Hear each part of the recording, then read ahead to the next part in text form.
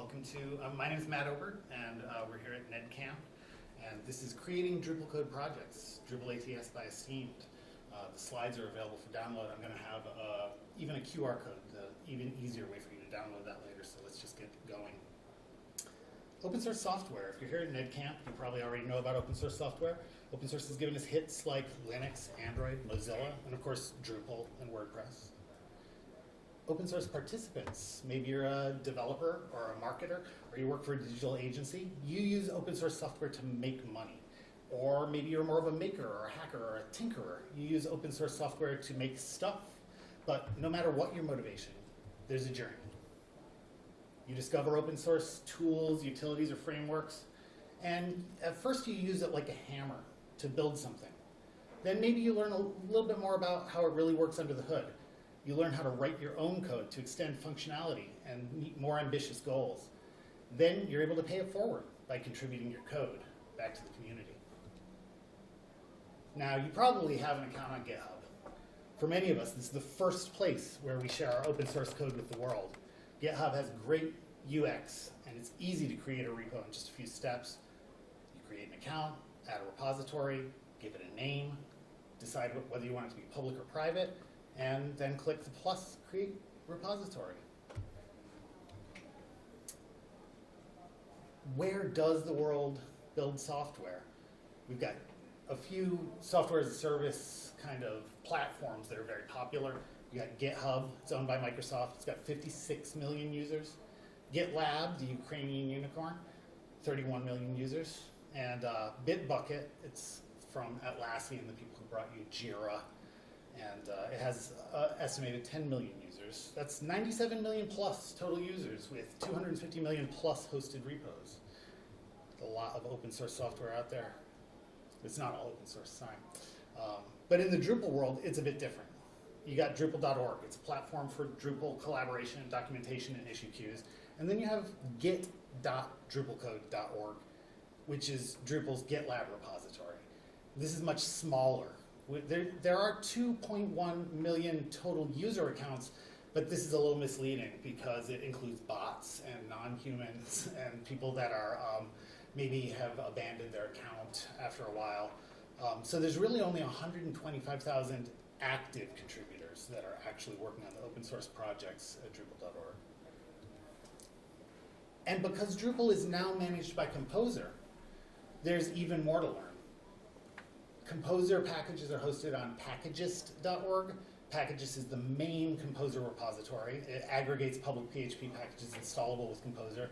And if you go to getcomposer.org, you can download and install Composer. This is the dependency manager for PHP projects. And there's about 120,000 packages hosted on the public Packagist. There's also private Packagists. And then there's about 690,000 package versions as of December 15th, 2016. We're not going to dwell on that statistic because I kind of juked that one up to make the slide look good. But it was just from, there's a link, an active link if you download the PDF to where the source for that number. Let's not worry about that too much. But there are so many barriers to entry for people that want to make that jump from how easy it is to make a new repo on GitHub to how intimidating really it can be to get started with Drupal. All this stuff can be super intimidating. You got to learn Drupal APIs. You got to learn about PHP, Twig, YAML, JavaScript, JSON, services, entities, plugins, translations, migrations, and more. And then you got to learn about Composer now. You have to learn how to package your code and manage dependencies with Composer by writing a valid composer.json file, which will be in your project. And you have to learn the coding standards. There's development policies and practices, naming conventions, code validation, test coverage.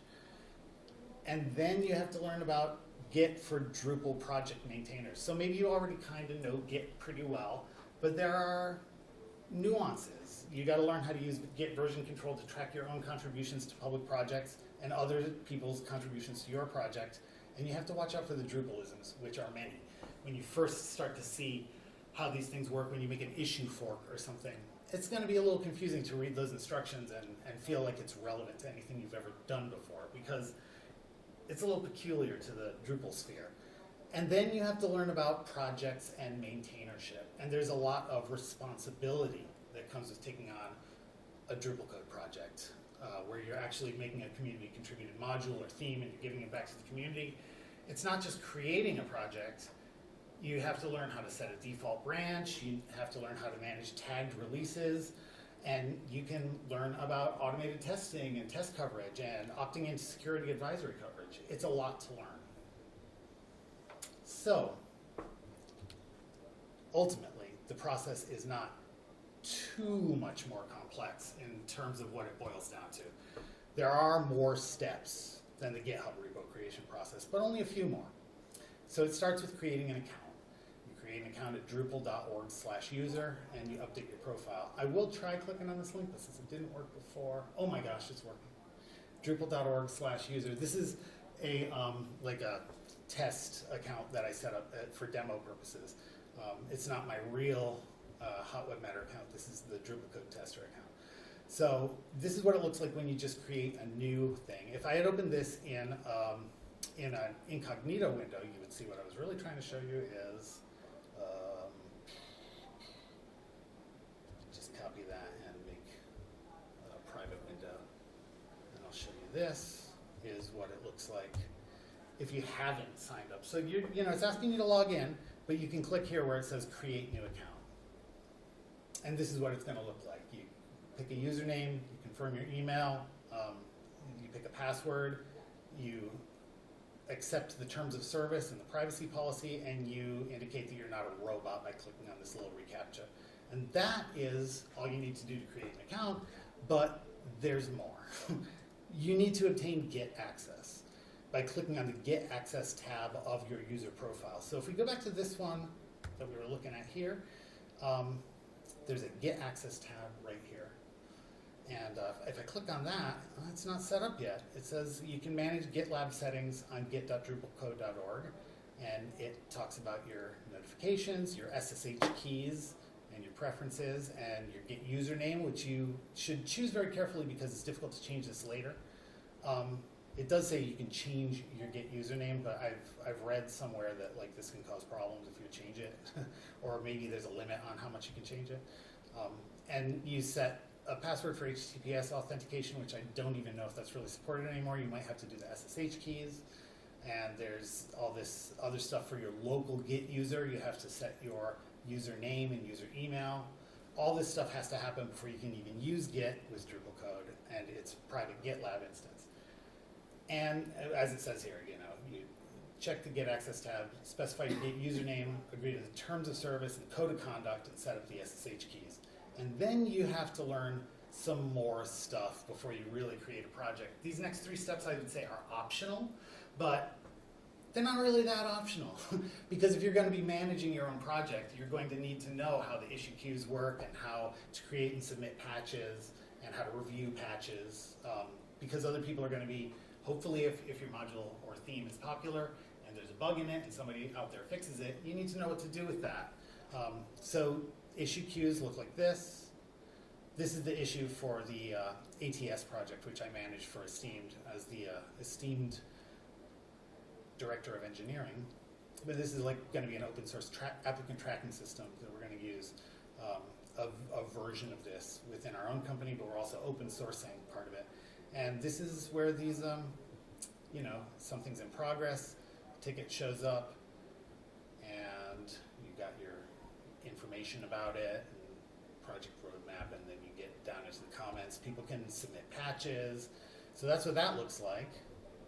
And then in the version control tab of the project, if you want to create a patch, let's say over here, version control right here, it gives you some inscrutable instructions at first, a little bit difficult.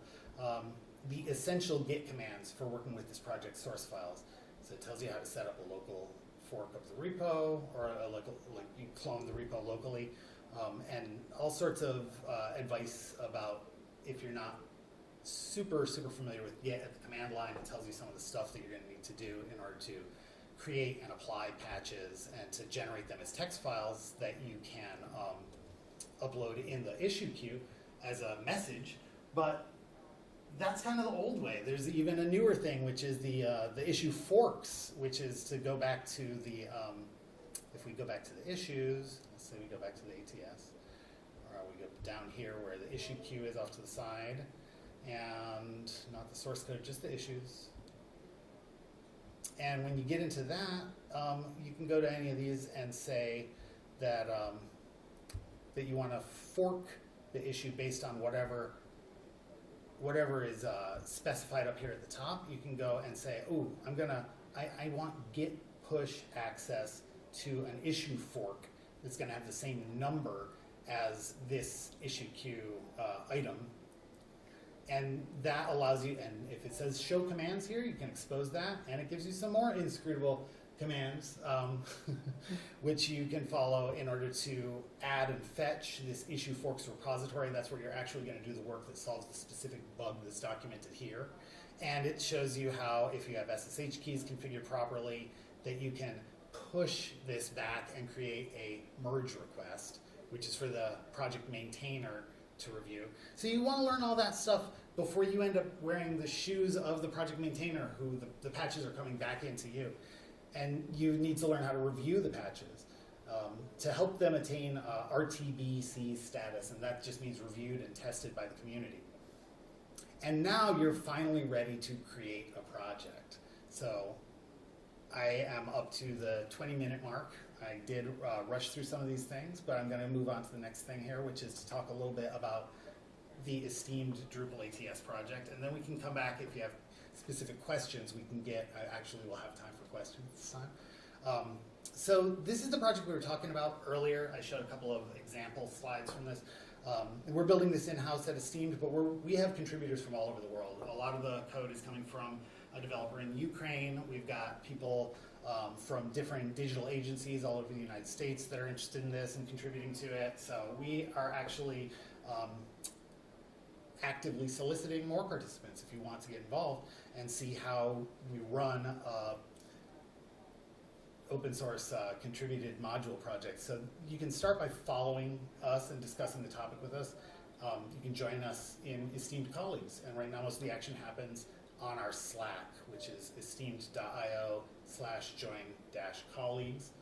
May as well click on it and have it pop up, and that will,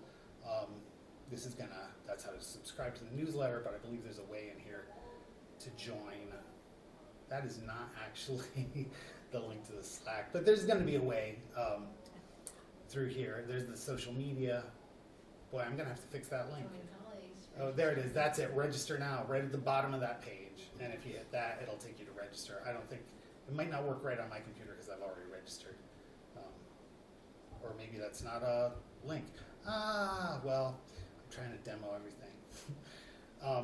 You can keep an eye on the project and give us a star. I showed you this before, but that's the ATS project page. And if you're logged in, you can star it, unstar it, star it, boom. So that just shows that you're interested in it. It'll show up in your profile as something that you're watching and following and tracking. And then communicate with us in the project issue queues, which I already showed you. Or you can contribute by spinning up the Drupalpod ATS demo repo in Gitpod, which is over here. And the way to do that is, I've actually installed in all of my browsers on here in Chrome and in Firefox, I've installed a Gitpod extension. But all this does, I don't know if you can read the very small print down in the corner, but essentially exactly what the URL is for this on GitHub, it's just going to prepend that with some stuff at gitpod.io, where it says https://gitpod.io/# or #, and then the full URL of the repo that we're opening in Gitpod. And when we hit that, if you don't have a good local development environment to work on this, you can log in, and it says here to continue with GitHub. It's going to ask me to log in. Actually, it's not, because I'm already logged into GitHub on this computer. I skipped that step for you guys. And here it is preparing a workspace and container image. I'm not going to spend a lot of time telling you how to set up the Gitpod containers and environments. That's really for another session and another day. But I find that setting this up as this is kind of separate from the actual Drupal code repo. This is something that I actually set up on GitHub just to provide an environment for people that might not have a good development environment to work on this. It's going to spin up everything they need in a few Docker containers that provide the necessary services. You'll be using DDEV to manage all the services, and we're probably not going to wait for this because it's, who knows how long it'll say. Oh my gosh, it's done. Well, congratulations. That is actually really great. And it's only 3:23, so I'm doing great for time. It looks like I actually went through the slides quickly enough that I actually can demo even more stuff. You'll see now that it's actually building all of these things. This is a little bit more how I chose to do it for this particular project. This isn't so much common to every Drupalcode project, but I did find when I came to the community contrib event and I was working on the project browser yesterday, they also provided a Git pod environment for people to work on it. It's a courtesy, especially when you're trying to reach out to people who may not already be expert developers and senior developers, where you want to be able to lower the barriers for people to be able to get in, because it's a lot to set up all the tools that you need to work on building Drupal code project. And this is an environment, once it gets done, you'll see it's still building Docker containers, and that's okay. You can warm that up a little bit by doing something called Git pod pre-build, which I have not done for this project apparently. But this is just giving you an idea of what you get here as once this finishes installing, you'll have a terminal down here where you can type commands like ddev drush, drush status to see what's going on with your project, and it'll give you like a full Drupal 9 environment where you can work on the module project and see how it actually runs in situ, as it were. So this is helpful, but it's not really central to what we were talking about earlier, so I'm going to let it just run in the background while we go back to the slide. That's the ATS demo. Then you can also join the ATS WG, and this is just a convention. Whatever your project is, if you put WG after it, it means that you have a working group. Now, meetings of the ATS working group are currently scheduled for Wednesdays from 4 to 5 p.m. Eastern. It still says daylight time. It's Eastern Standard Time now, everybody, because daylight savings time is no longer happening. So that's a typo because I reused the slides from when I first did it. Daylight savings time was still happening in the winter. But we aren't going to be having one this Wednesday because it is the day before Thanksgiving. But we'll be back to a regular Wednesday schedule the Wednesday after Thanksgiving. So please feel free to join us there. The details are always in our issue queues. And if you go back to that, I'll show you an example of what that looks like. Again, it's a live link. It'll take you back to here. And this was, for example, that was our 6th team meeting. Post a little agenda. People have, some notes about it. And actually, the idea is they're all child issues of our. Here you go. I get like. I can give credit to people who attend the meetings. So you can see each of these things. It's almost as if you made a code contribution. This is a non-code contribution. But for people who attend the meetings and participate in the discussions, you can get credited on Drupal.org, and that will be reflected in your Drupal.org profile that you're participating in a community event. That is, this can happen if you're planning like a Drupal camp or a con or whatever, but you can also do it for things like our working group meetings. And that's another thing that you learn when you get back to all the documentation on maintainership and what it really means. So all these things are here. I feel like one of these things should be the link to the real documentation about maintainership, but I may have to I'll just Google that and just see Drupal project main. I'm pretty sure it's in one of my slides, but I think I may have skipped that one, and I don't want to go backward. I think it was one of the links. This is the section of Drupal's official documentation that pertains to maintainership, and there's kind of,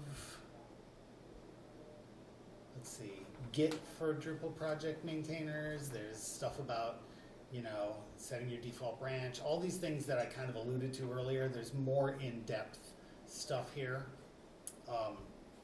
Creating and documenting your project. I feel like there's another overview page that I haven't quite gotten to yet where there's a lot more sections to it. And I think that's the one that I did link. It's worth going back to it and see if it's on this page. Was that maintainership? Only a few more. Here it is. Managing a Drupal.org theme, module, or distribution project. And indeed, when you first look at it, it's going to look like you need to learn a lot. All of these things are active links. They all go to different sections of the documentation. Some of them are just one page of documentation. Some of them are multi-page sections of documentation. So there's a lot to read before you really feel confident about moving forward. The nice thing is, though, that if you start out by participating in other people's projects and learning the ropes by initially even non-code contributions and then also code contributions, and also by reviewing other people's contributions, you don't even necessarily need to be able to review the code in order to test someone's patch, so you can apply a patch in an environment like that Drupal pod environment that I was showing you, and then see if it runs, which is exactly what I did last night for the project browser project, and that was during the community code contribution day, which was really exciting because I actually was able to, it'll be one of these, but it was the,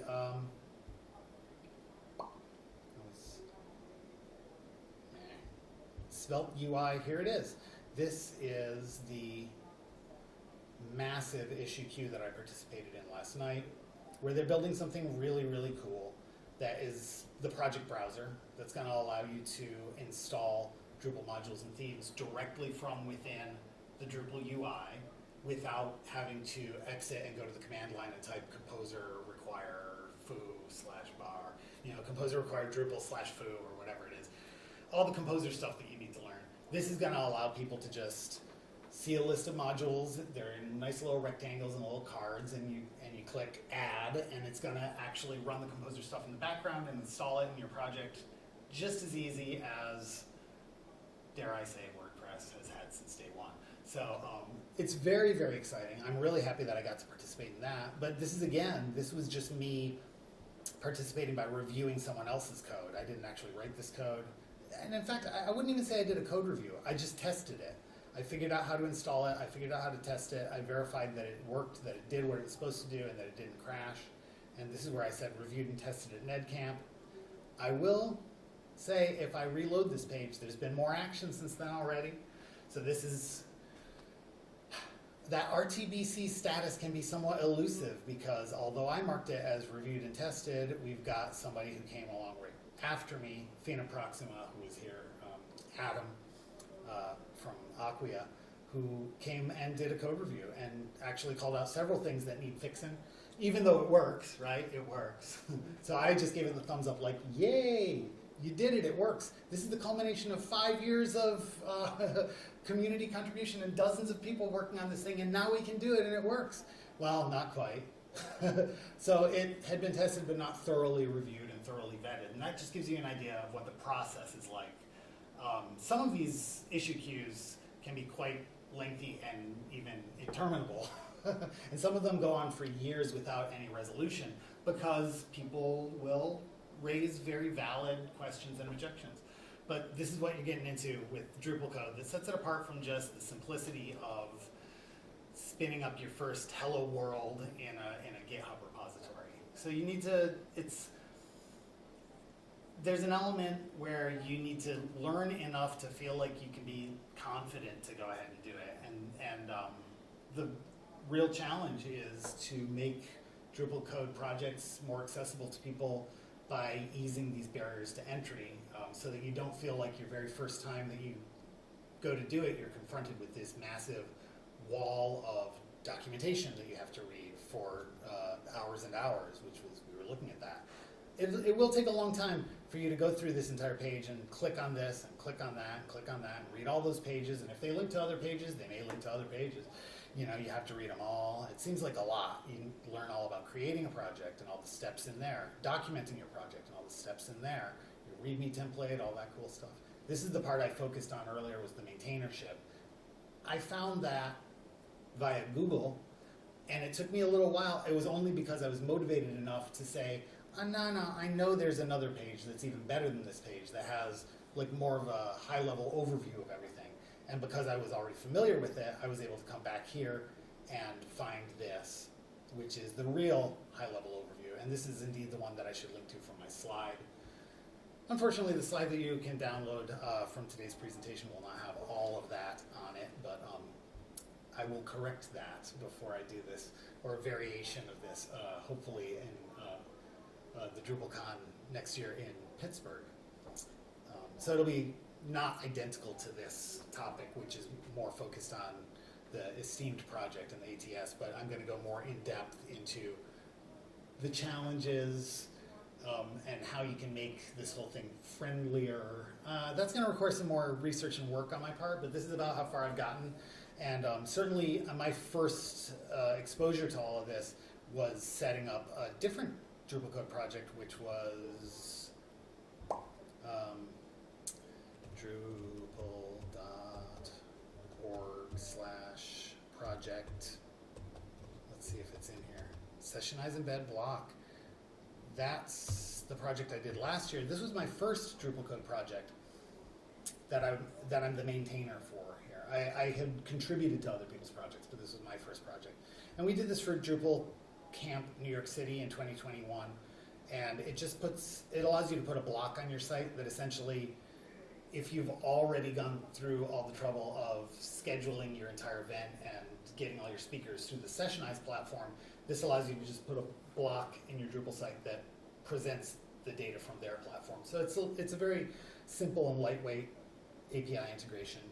And there's the source code over here. This is what it looks like on the Drupalcode platform. It's very similar to GitHub. This is GitLab, but it's not gitlab.org. It's git.drupalcode.org. It's a private GitLab instance belonging to the Drupal Association, separate from all the other stuff on GitLab, but using the same software platform.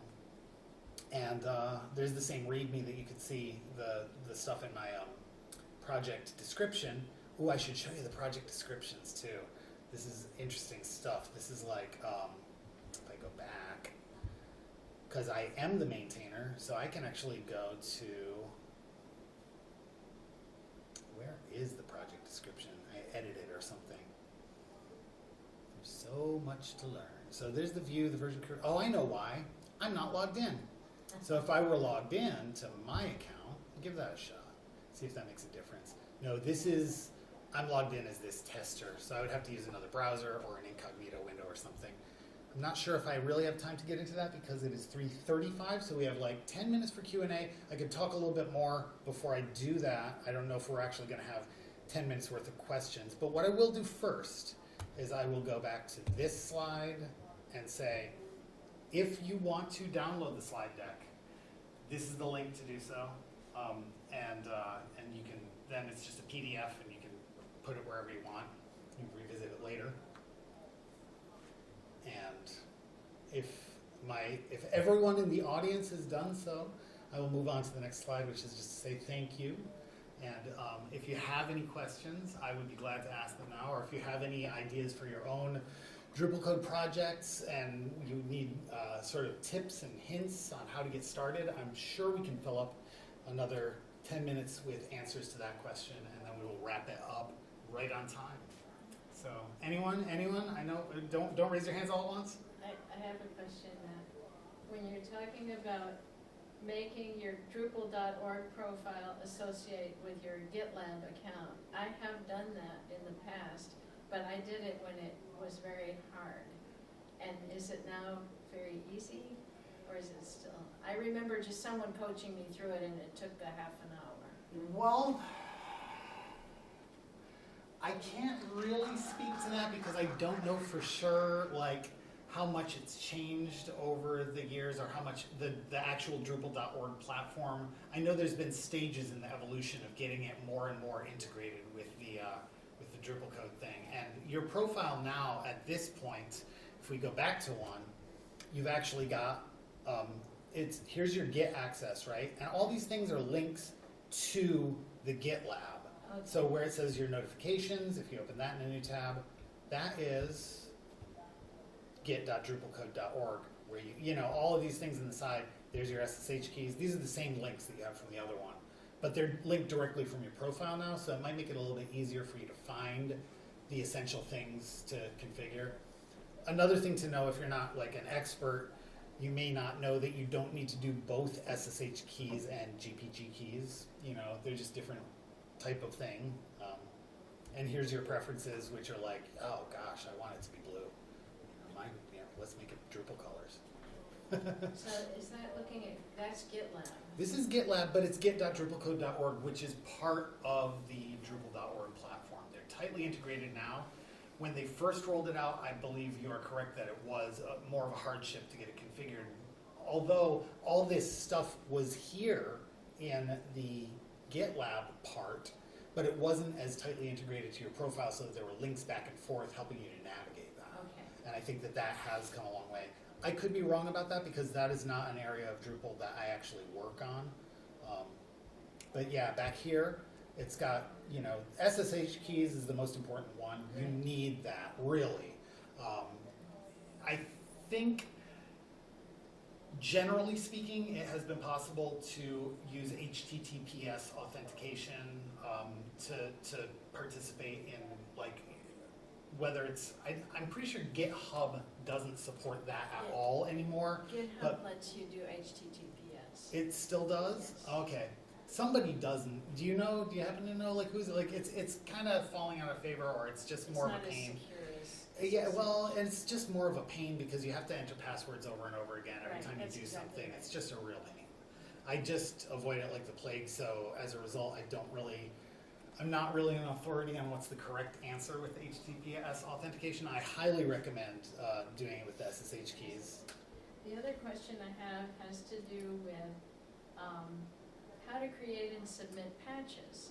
I wasn't able to be in a contribution day recently, but I've been in contribution days like in the last maybe a year ago, where there was quite a confusion about how we're doing this these days. And Yeah. if you were a new person coming in with no background, how would you avoid being confused? What's your suggestion to best navigate and learn it the right way and not be confused? Well, the old way that they did it for so many years is more confusing because, by and large, we don't really think of things this way anymore, because what they used to do is they used to just generate a diff, and it was just a plain text file that showed the differences between two text files, the old way and the new way. And a diff is like every line you take out has a minus in front of it, and every line you put in has a plus in front of it, and it's a special sort of formatting showing each line how it changed. And that utility is really, really old. It predates Git. Git is built on top of diff, essentially, sort of, or like it's built on top of the concepts of having diffs between different files. And I know when Drupal first came out, there was no Git. They probably had it originally in some other version control that was, maybe it was Subversion or CDS or something. Yeah, it's just, I mean, so when they were generating these diffs, and they used to just email them to each other. And then Drupal.org came about and started to capture that process and bring it out of just people's private emails and into a public platform where this same sharing of plain text files happened in sort of public view, which is befitting an open source project. And then at that point, there's the instructions for that, which are always on the, if we go to an issue. But we don't have to look at those instructions anymore. They're not, well, I'll show you what you can do instead, okay? We'll come back up to here at the top, and let's say I wanted to look at this one. There's a different way to do it now, which is if you, I think I've already clicked this thing where it asks you, yeah, it says you have push access. Essentially, let's go to a different one. I'm gonna go to my own, let's just go to just to show, I'll duplicate this. Sorry, everybody. We're at 3:42, so we got a couple more minutes. Might not get too deep into this, but let's say I went back to project. Let's say we went to the sessionize embed block, and because I don't mind if that gets messed up, right? And I go to one of the issues for that, if there is one open, and let's say I go in there and I say that I haven't asked for this yet. Hopefully, it'll say, no, I have push access here already. I'll just go to like anybody else's project and just go. I'll just go to a different issue for this previous thing, which was the project browser again, and I just go to a different one, which is in the issue queue. I'll show you what it looks like when you open an issue fork, and that's just like a slightly different way of doing it. So I want to make sure I'm just going to go to the top like this. Project browser issues. Pick one at random, just throw one at the dartboard. Actually, that's the same exact one, believe it or not. I went to the red one that was closest to the top where there's some action, and let's say it's this one. And when we get in here, there's going to say create issue fork. There isn't one yet. So create an issue fork with a new branch from 10x, which is the current development branch that we're all working off. If I hit that, it spins around for a second because it's doing it in the background. It's completing an issue fork. It's actually doing this. And now it's gonna, I've already requested push access apparently on this project.